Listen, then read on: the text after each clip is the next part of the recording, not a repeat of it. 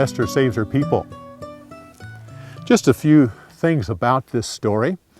First of all, as you probably know, this is one of only 2 books named after a woman. There's Ruth and Esther. Both of them beautiful stories. It has been noted by most people that Esther is the only book in the Bible where God's name is not mentioned. For that reason, a lot of people down through history didn't think that Esther ought to be in the Bible. But it is a beautiful story. You may wonder about a gallows that is 75 feet tall. You might wonder. Actually, this was a 75-foot cedar tree. They can go as high as 100 feet. It is the tallest tree in the Middle East. What the Persians did, they used it kind of like a flagpole. They would impale a person and they would just put them up at the top of this pole high above the city so everyone could see. And basically they would just hang there like a flag. The hood over Haman's head, the Persian kings were not allowed to look at a condemned man. So as soon as the person was condemned, or once the servants knew that he'd be condemned, they put a hood over his head so the king would not look upon that person. When Haman chose a date, he said, on this day, the Jewish people will be killed. He cast lots to determine the day.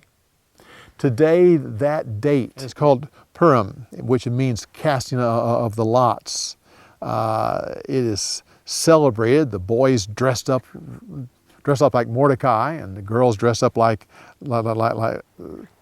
Esther. It is a celebration that is still in Israel to this day.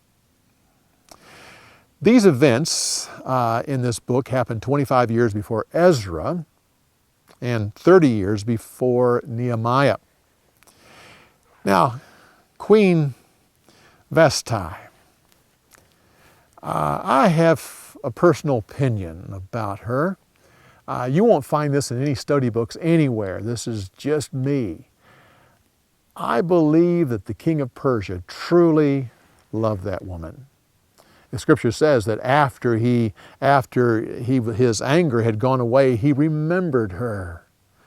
I think that Esther was a kind of an ornament wife, but I think he still loved that. She really didn't go away. She was still part of the harem.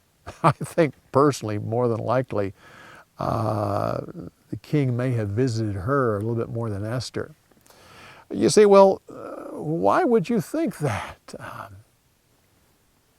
It's just a theory, but Vashti was the queen mother for their son, Artaxerxes.